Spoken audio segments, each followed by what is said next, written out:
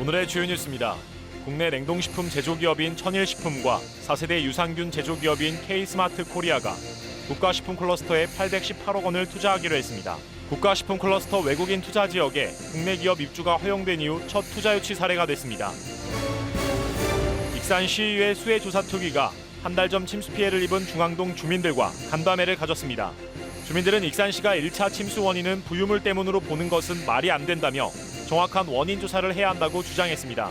이에 대해 익산시는 정확한 침수 원인이 밝혀지면 추가 지원을 하겠다고 밝혔습니다. 국가인권위원회가 익산 중증장애인시설 홍주원 이전에 대한 지역 주민들의 이전 반대에 대해 장애인 차별 행위에 해당한다고 밝혔습니다. 이에 따라 익산시는 익산경찰서에 장애인시설 이전 반대 집회 신고 관련 업무 협조를 요청하는 등 이전을 추진하겠다고 밝혔습니다. 환경단체가 새만금에 5천억 원을 투자해 2차 전지 전해질 제조공장을 짓는 첨보 BLS에 대해 안전대책 마련을 촉구했습니다. 단체는 2차 전지 전해질 제조 과정에서 발생하는 불화수소가 인체에 나쁜 영향을 입히는 물질이라며 이에 대한 대책을 마련해야 한다고 주장했습니다.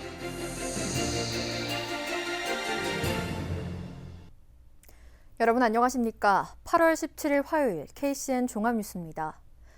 국내 코로나19 신규 확진자가 2주 만에 1,400명 아래로 떨어졌습니다. 중앙방역대책본부에 따르면 오늘 오전 0시 기준 국내 코로나19 신규 확진자는 1,373명입니다.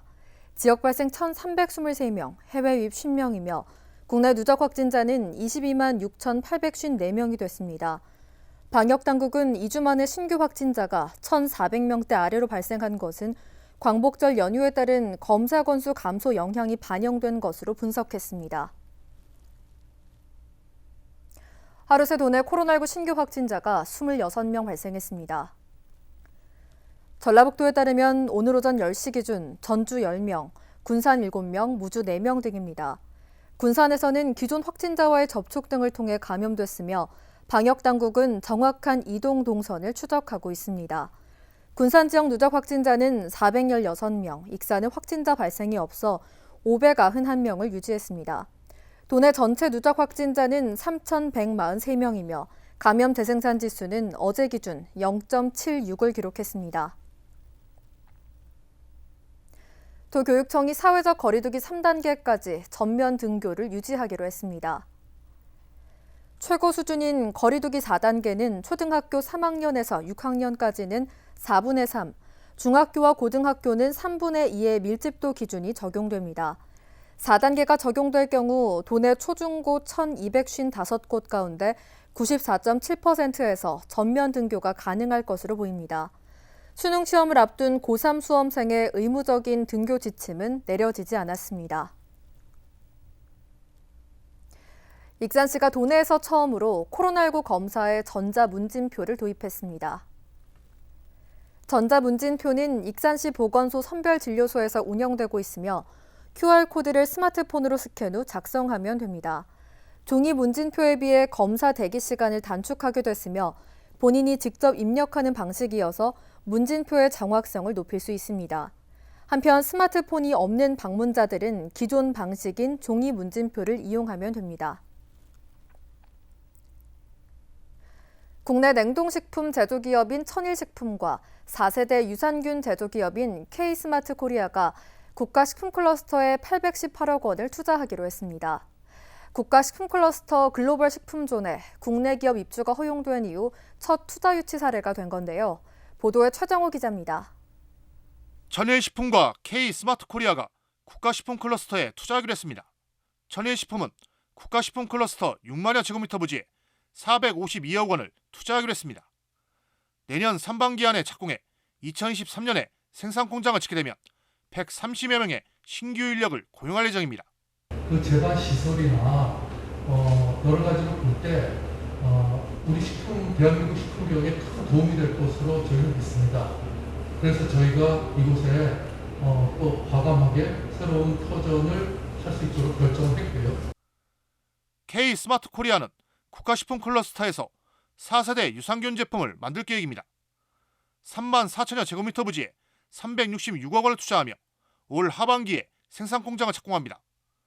내년 상반기에 공장이 준공되면 100여 명의 고용 창출 효과가 기대됩니다. 지금 코로나 팬데믹 상황에서 사람들이 가장 관심을 갖는 게 면역력과 실제 그걸로 인한 건강이거든요. 근데 이런 부분들을 당연히 식품으로 저희는 치료를 할 수 있다는. 이들 기업이 둥지를 틀게 될 부지는 국가식품 클러스터 글로벌 식품존. 당초 외국인 투자 지역이었지만 지난달 30일부터 국내 기업들의 입주가 허용됐습니다. 정부가 규제를 완화하면서 국내 기업 두 곳에 첫 투자가 이뤄진 겁니다. 글로벌 식품존의 전체 면적은 20만 7천여 제곱미터. 앞으로 국내 기업들의 투자 유치가 기대되는 대목입니다. 국가식품 클러스터의 대규모 투자를 이끌어내는 성과를 거뒀습니다. 기업들이 성공적으로 정착해 글로벌 식품기업으로 성장할 수 있도록 아낌없이 지원하겠습니다. 한국식품산업클러스터진흥원은 소스 산업화센터 등 6개 기업 지원 시설을 통해 기업 경쟁력 강화를 지원하기로 했습니다. 국가식품 클러스터 내에 기업 지원 시설이 있는데 그중에 아마 HMR 기술지원센터라든지 소스 산업화센터라든지 이런 기업 지원 시설들과 함께 큰 시너지를 낼 것으로 기대되고 있습니다. 이번 투자 협약까지 모두 108개 기업을 유치한 국가식품 클러스터. 분양률 70%에 도달한 가운데 글로벌 식품존 규제 완화가 호재로 작용할 전망입니다. KCN 최정호입니다. 국토교통부가 다음 달 9일 하이퍼튜브 테스트 베드 지정에 나설 것으로 보이는 가운데 새만금에 유치할 수 있을지 관심이 모아지고 있습니다. 국토부에 따르면 올해 말 교통 물류 산업의 경쟁력 강화를 위한 초고속 하이퍼튜브 등 핵심 기술 R&D 예타를 신청할 예정입니다.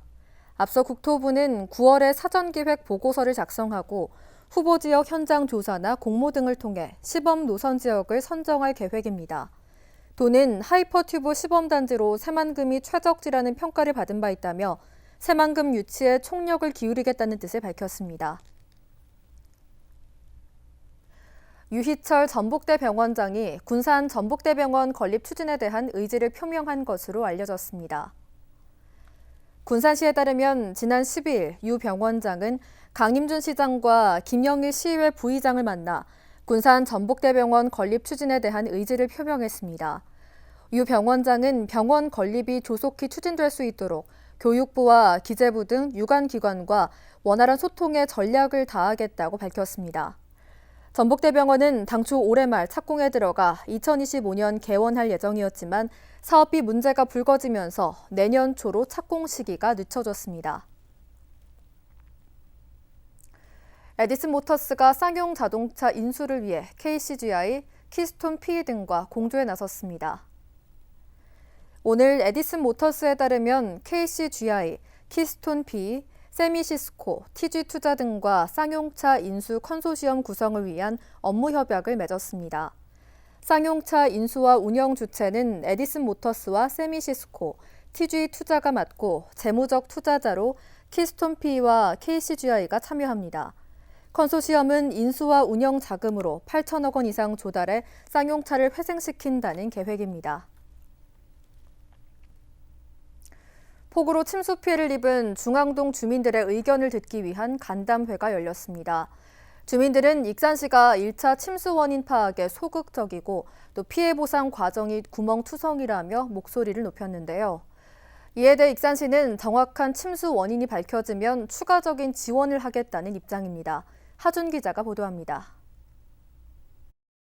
근데 저희가 얼마나 쓰레기를 버렸길래 그 부유물이 하수관에 끼어 있어가지고 그렇게 큰 문란이가 납니까?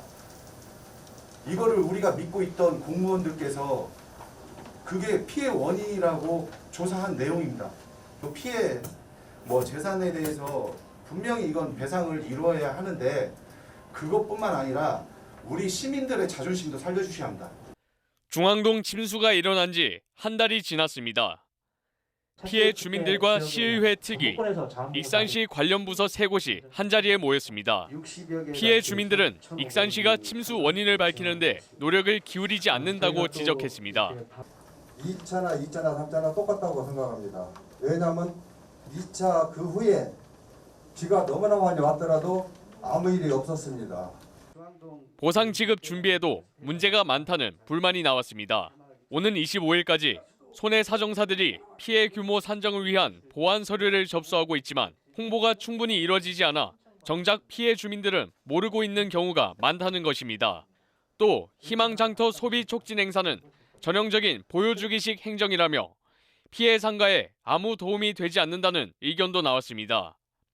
이에 대해 익산시는 1차 침수 원인에 대한 가능성을 배제하지 않았으며 특유의 조사 결과에 따라 추가적인 지원을 하겠다고 약속했습니다.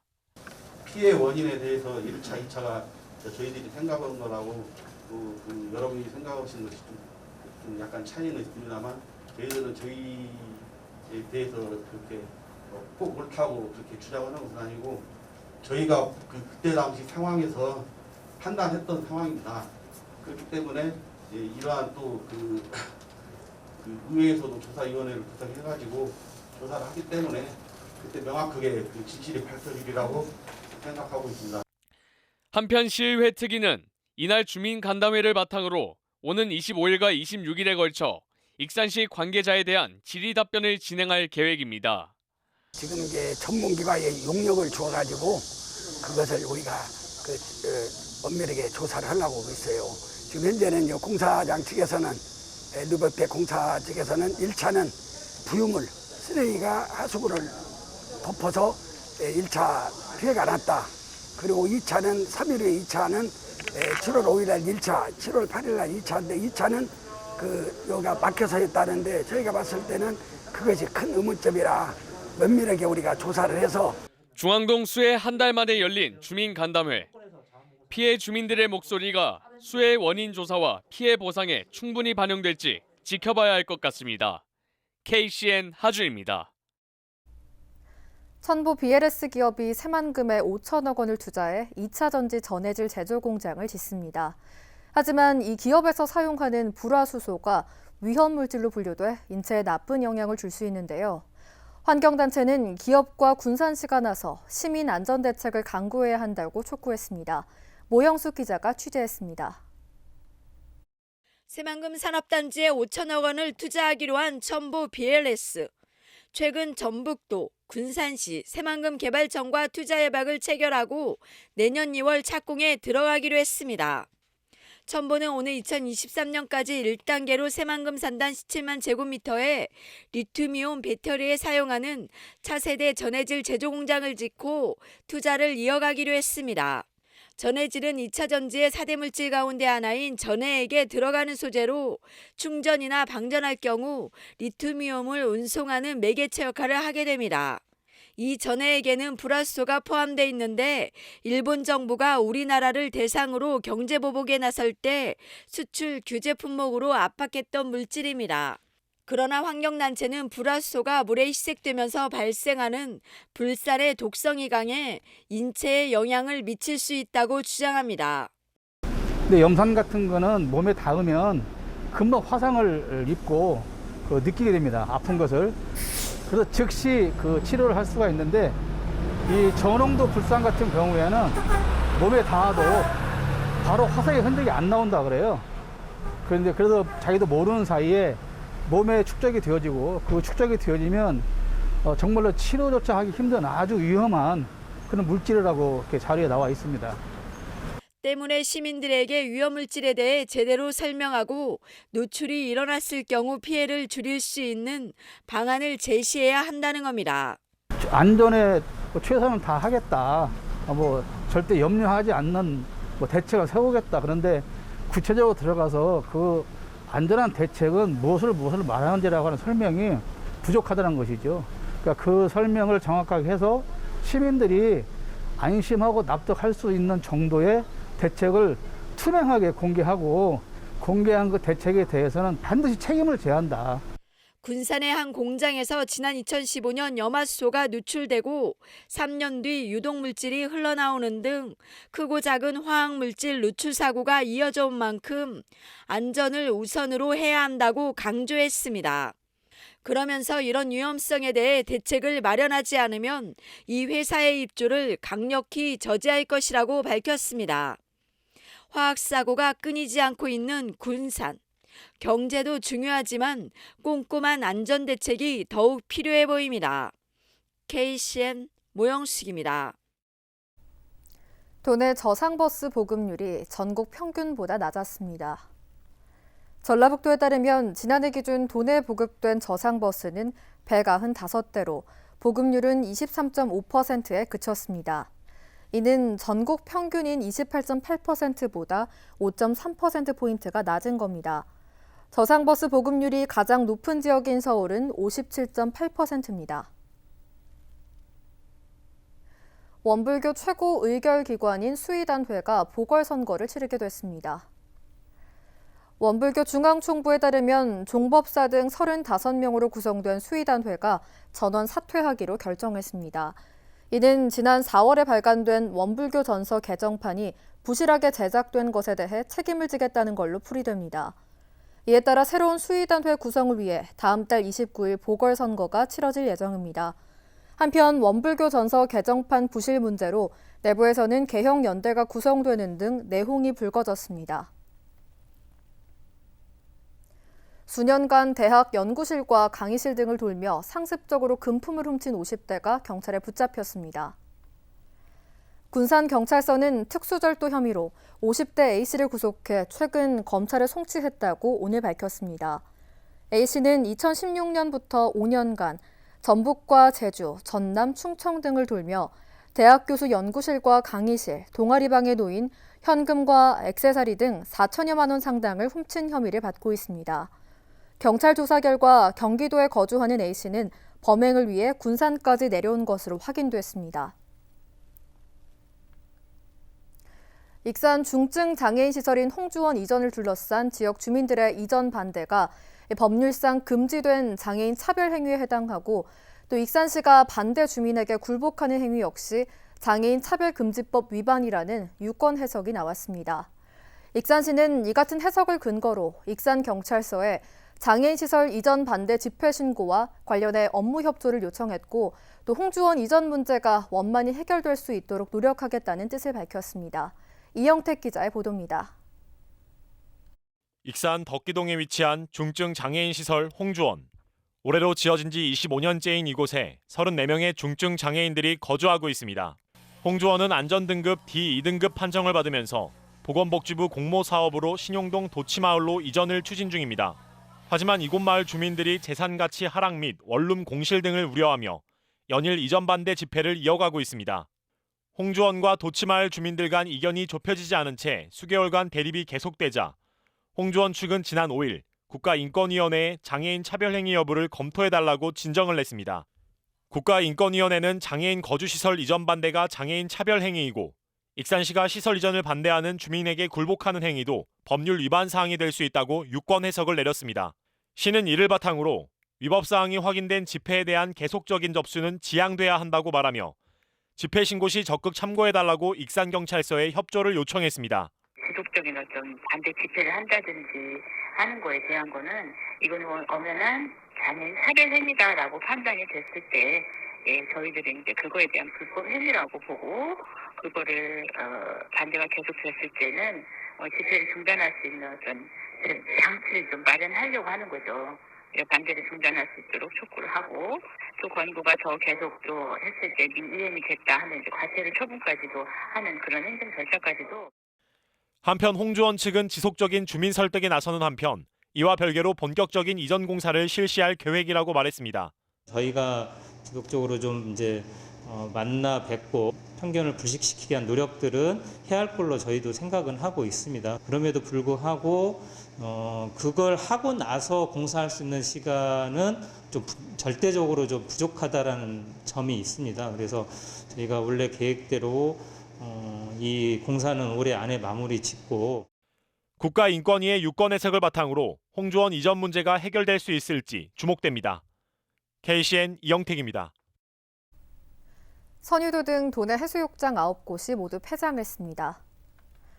지난달 9일부터 선유도 해수욕장을 시작으로 39일간 운영됐던 도내 해수욕장은 어제 오후 6시를 기점으로 모두 폐장됐습니다. 하지만 폐장 이후에도 해수욕장 방문객이 있을 것으로 보고 이달 말까지 코로나19 방역 관리는 그대로 유지됩니다. 전라북도는 도내 해수욕장에 40여 명의 방역관리 요원을 배치했습니다. 익산 나눔곡간 이용객이 10,000명을 훌쩍 넘어섰습니다. 익산시에 따르면 지난달 말 기준 나눔곡간 이용객은 11,825명입니다. 이들은 나눔곡간을 통해 생필품 5억 9천만 원어치의 혜택을 받았습니다.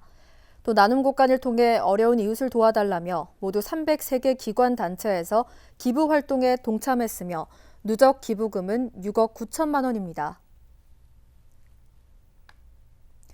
전라북도가 관광업계 실직자 구제를 위한 일자리 대책을 추진합니다. 전라북도는 코로나19 장기화로 직격탄을 맞은 관광 관련 종사자를 위해 국비 25억 원을 투입한다고 밝혔습니다. 도는 297명을 채용해 도내 관광지 86곳의 방역과 관리를 맡기기로 했습니다. 방역관리요원은 이달 안에 공개 채용을 거쳐 모집하며 월 평균 180만 원의 급여가 지급될 전망입니다. 다음 달 추석을 앞두고 도내 중소기업 경영자금이 지원됩니다. 전라북도와 전북경제통상진흥원은 코로나19 사태를 감안해 올해는 추석 경영자금 150억 원을 융자해주기로 하고 오늘부터 신청을 받고 있습니다. 중소기업 한 곳당 최대 2억 원까지 받을 수 있고 융자 심사 기준도 일시적으로 낮췄습니다. 계속해서 전북권 뉴스입니다. 대학 수학능력시험 원서 접수가 오는 19일부터 다음 달 3일까지 이뤄집니다. 도교육청에 따르면 졸업 예정자는 재학 중인 고등학교에서 일괄 접수하며 졸업자는 출신 고등학교에서 접수해야 합니다. 검정고시 합격자 등은 주소지 교육지원청에 접수하면 됩니다. 도내에서는 올해 수능에 17,000여 명이 응시할 것으로 예상되며 수능은 11월 18일에 치러집니다. 도내 경력 단절 여성 10명 가운데 7명은 재취업에 성공한 이후 고용 상태를 유지하고 있는 것으로 조사됐습니다. 전북 여성 새로 일하기 센터에 따르면 지난해 상용직으로 취업한 경력 단절 여성 2,623명의 고용 유지 현황을 조사한 결과 72%인 1,903명이 직장을 계속 다니고 있는 것으로 나타났습니다. 중도 퇴사자 720명 중 29%는 직장 부적응을 가장 큰 사직 이유로 꼽았습니다. 또 직장 폐업 11%, 자녀와 가족 돌봄이 5%로 뒤를 이었습니다. 자신에게 중고차를 맡기면 렌터카 사업 수익금을 주겠다고 속여 15명의 피해자에게 14억 원을 가로챈 30대가 경찰에 붙잡혔습니다. 전주 완산경찰서는 사기 혐의로 33살 A씨를 구속했습니다. A씨는 지난해 3월부터 최근까지 피해자 15명에게 중고 차량을 빌려주면 한 달에 수익금 100만 원을 주겠다고 속여 14억 원을 편취한 혐의입니다. 하지만 A씨는 렌터카 업체를 운영하지 않았고 피해자들이 맡긴 차량을 이용해 대부업체로부터 담보대출을 받은 것으로 확인됐습니다. 지금까지 전북권 뉴스 하준입니다. 익산시가 대를 이어 오랜 시간 지역민들에게 사랑을 받아온 음식점을 발굴해 대물림 맛집으로 선정합니다. 지정 대상은 대를 이어 3년 이상 운영하는 일반 음식점으로 익산시에 주민등록이 돼 있는 사업자입니다. 시는 오늘부터 다음 달 3일까지 3주 동안 대물림 맛집 신청을 받습니다. 선정된 업소에는 인증 표지판을 부착하고 홈페이지 소개와 책자 발간 홍보, 상수도 요금 30% 감면, 모범 음식점 선정 시 가산점 부여 등의 혜택이 주어집니다. 원광대학교가 학부모를 대상으로 입시 설명회를 개최합니다. 원광대에 따르면 2022학년도 수시 모집을 앞두고 도내 고3 학부모를 대상으로 오는 21일 입시 설명회를 개최합니다. 입시 설명회에서는 학과 교수가 직접 참여해 전공 심층 상담이 진행됩니다. 한편 코로나19 방역 수칙에 따라 참가 인원은 선착순으로 제한되며 대학 홈페이지를 통해 참가 신청을 받습니다. 이어서 우리 동네 소식입니다.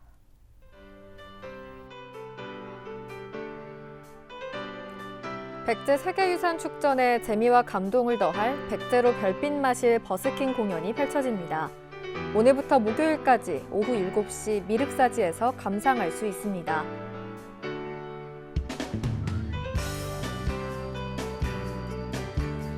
원광 새마을금고가 집중호우로 침수 피해를 입은 중앙동 상인들을 돕기 위해 수해복구 성금 500만 원을 기탁했습니다.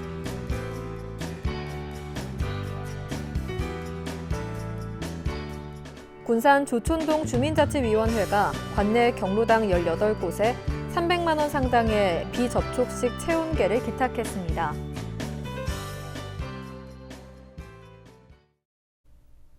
다음은 내일의 날씨입니다.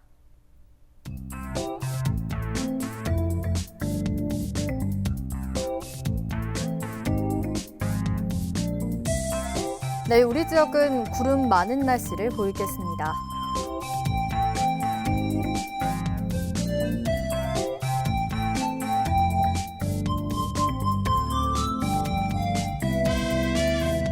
내일 도내 최저 기온은 17도, 최고 기온은 31도로 예상됩니다.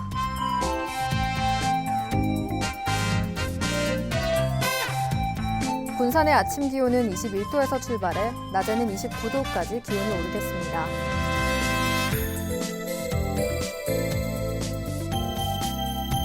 익산은 21도에서 30도의 기온 분포를 보이겠습니다.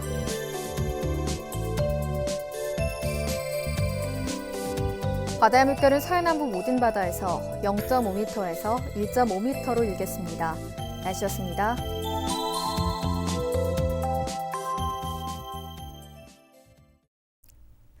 이상으로 KCN 종합뉴스를 마칩니다. 정확한 보도로 늘 함께하겠습니다.